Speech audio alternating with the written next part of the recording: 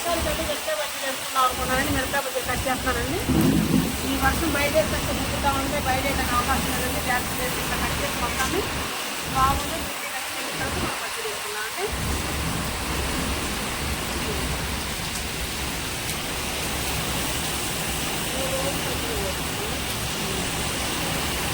ఇవ్వండి చక్కగా పచ్చిమిరకాయలు ఒక కాయలు 2 ముక్కలకి చీల్చాను. చూసారా ఈ విధంగా చీల్చాను ముక్కల్ని.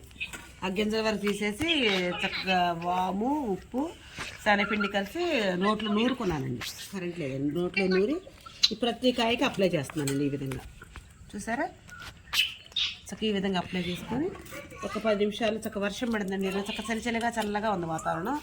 అస్సలు బజ్జీలు చక్కగా బాగుంటాయి తింటే. ఉల్లిపాయ వేసుకొని చక్కగా ఉల్లిపాయలు నిమ్మకాయ పిండుకొని తింటే ఉంటుంది, వస్తుంది, సూపర్ ఉంటుందండి. చాలా టేస్ట్. అందులో బజ్జీలు అంటే ఇష్టపడిన వాళ్ళు ఉంటారు కదా అండి. ఈరోజు నేను బజ్జీలు వేసుకుంటాను. అందుకే మీరందరూ కూడా తినదలుచుకుంటారండి మా ఇంటికి. ఈరోజు ఒక 10 నిమిషాలు నేను నూనె పెట్టేసి మీకు వీడియో చేస్తాను. చూసారు ఎలా పెట్టాను? ఒక్కదాని కూడా తేడా లేకుండా మొత్తాన్ని పెట్టే చూడండి. చక్కగా చిన్న చిన్న ఉల్లిపాయ ముక్కలు కోసి ఉల్లిపాయ ముక్కలు ఇందులో పెట్టి వేగిన తర్వాత మధ్య కట్ చేసి అవి వేయించుకుంటే ఇంకా టేస్ట్ అండి. కట్ బజ్జీస్ అంటారండి. బజ్జీ వేగిన తర్వాత దాన్ని మళ్ళీ కట్ చేసి మళ్ళీ వేయించుతానండి. పిల్లల కారం ఉండమని చాలా బాగుంటుందండి. అదండి చూసారా ఈ విధంగా నేను కట్ చేసుకుని వామును ఉప్పు శనగపిండి కలిపి పెట్టేశానండి. ఇప్పుడు శనగపిండి కలిపేసుకుని చక్కగా ఆయిల్ పెట్టేసుకొని బజ్జీ వేసుకున్నామండి.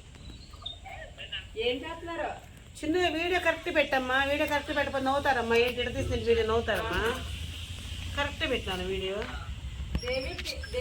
ఓకే ఇదిగోండి ఫ్రెండ్స్ చక్కగా వాము పెట్టేసానండి. పచ్చిమిరకాయలలో పిండి చక్క మంచిగా కలిపాను. కొంచెం సోడాకు కూడా వేసానండి పొంగుతేని.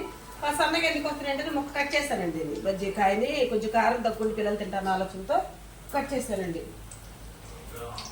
చక్క బయట చల్లగాలి చల్ల చిన్న చిన్న జల్లు వేడి వేడి బజ్జీలు సూపర్ ఉంటుందండి. ఈరోజు అన్నంతా పర్లేదండి. ఈరోజు చక్క ఇందులో ఉల్లిపాయ ముక్కలు కట్ చేసుకొని చక్కగా నిమ్మకాయ ముక్క పిండుకొని తింటే ఉంటుందండి.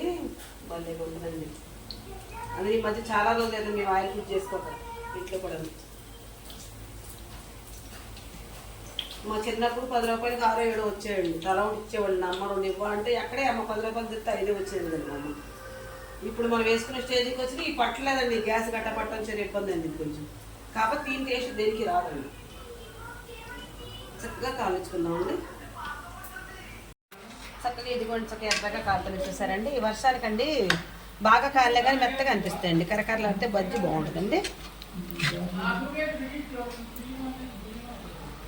రేపు రమ్మన్నా అమ్మ కిట్టు. చూసారండి చక్కగా బజ్జీలు ఈ విధంగా కాలని వేడి వేడి బజ్జీలు చక్కగా. సారీ కింద పడిపోయిందో. ఇది కూడా చూడండి బజ్జీలు ఈ విధంగా నేను తయారు చేసుకుంటానండి.